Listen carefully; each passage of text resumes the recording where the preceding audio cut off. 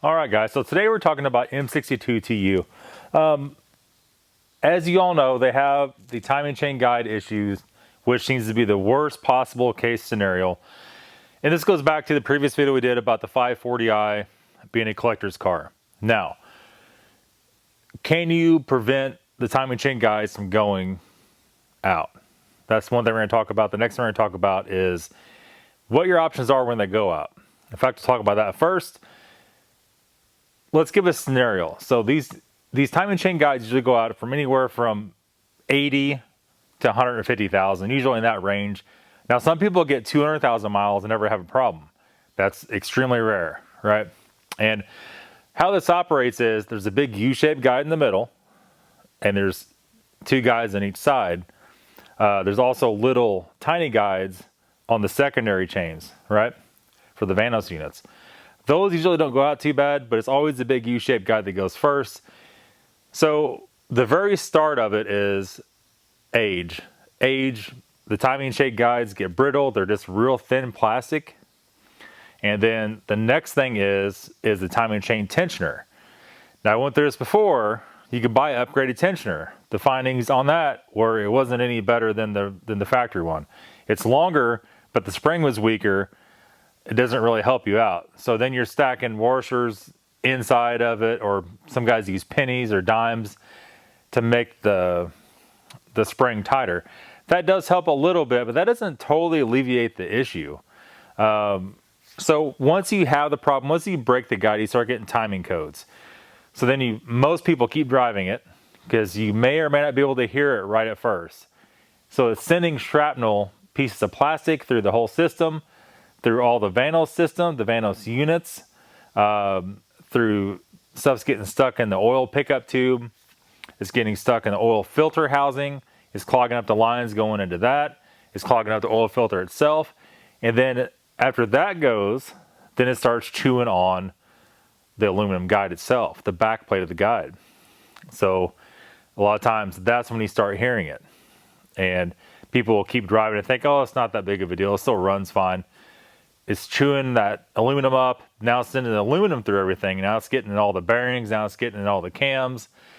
And if you keep driving it, it starts slapping on the front case, right? There's a little tab right above the crankshaft pulley in the front case. And it starts banging on that and shredding that up. So it's more aluminum, more aluminum. If you keep driving it, what'll happen, eventually it'll slap so much, it'll jump teeth and derail the whole chain. It derailed, messed up all the cogs for the camshafts, and then eventually it spun a rod bearing, right? And so if you're looking to buy one of these engines that's having timing chain failure or it's already failed, you have to understand, once this happens, there is a whole lot of stuff you got to take apart, including the oil pump, to get all those particles out. Now, it's even worse than that. 9 times out of 10, once they start getting higher mileage, they need new Vanos units, right? So that's one on each side, on the intake side only. And those are about $400 a piece. So you're looking $800+ for those, and the little timing chain guides that go on the top cams. And then you're going to need the timing chain guide set, at the minimum at that point. Even if the chain did not derail, you're probably still going to be in it just in parts only. Let's say, being very conservative with it, $800.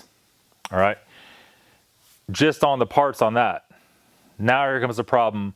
You can't use a Chinese timing tool set. They're not precise enough. So let's say if you do that, then you always have the check engine light on. It's under-timed or over-advanced. It's always having issues. And if you keep driving like that, it's also going to wreck the Vanos units. Then you have to buy the German Auto Solutions timing kit, which I have, which is, I don't know what it is now, if you can even still buy it, probably in the neighborhood of $400 now. Every bit of $300 or $350 at the minimum. So let's say you buy one at this point that's still running. You just want to take it apart and do the timing chain guides. If you replace the Vanos units, if you replace all the guides, all the associated gaskets, and the timing chain tools, you're probably going to be in $1,000 just in parts. Like, there's a lot of other stuff you don't think about, valve cover gaskets, all the gaskets for the upper timing chain stuff. There's a lot of tidbits. You have to get some arrangement of upgraded timing chain tensioner while you're there. There's other things, you just like a bunch of little stuff, right? Adds up pretty fast. So if you run until you actually blows up and derails the chain, then you have a chain guides. You, like I said, you might need valve covers, front case, upper cases. You might need a different engine, but you can't just go buy a different engine. It's not that easy because they all have this problem. So if you go to the junkyard and there's one of these in there, it's going to have that problem. The engine's not going to be good. You get on eBay and you could buy one. Maybe you could buy one. I don't even know anymore. Then you have to do the timing chain guides anyway, and you have to do it right. So even if you bought a different engine to swap it out, you couldn't just swap it out. You'd have to do everything to it. So the moral of the story here is, can you prevent it? Can you run thicker oil? A lot of guys are running 15W40, 20W50 in it. You could run that in there. Is it going to stop your timing chain guides from derailing? Probably not. It might buy you a little more time, maybe, but you're really stretching the envelope on that. You know, the problem with those is more heat cycles than it makes the plastic brittle. So the more additives you put in it, maybe you could prolong it a little bit. It's not going to be enough you're going to be able to tell. You're going to have the problem sooner or later.